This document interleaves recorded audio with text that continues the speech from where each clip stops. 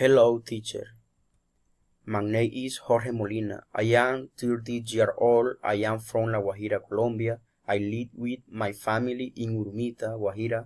I am studying industrial engineering. My hobby is playing guitar and singing. I love the music. I don't like watching TV and like football. We are 4 people in my family. My wife is Jocelyn Ortiz. She is 27 years old. She studied bachelor degree in children pedagogy.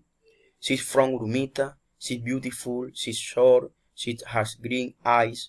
Her hair is long and blonde. My son is Emmanuel. He is 8 years old, studying in Los Angeles school. He's from Urumita. He is tall and strong. He has dark eyes and his hair is long and dark. And my daughter is Michelle. She's 6 years old. She studies in Los Angeles school. She's from Urumita. She's short and her eyes are black. Her hair is long and blonde. Thank you.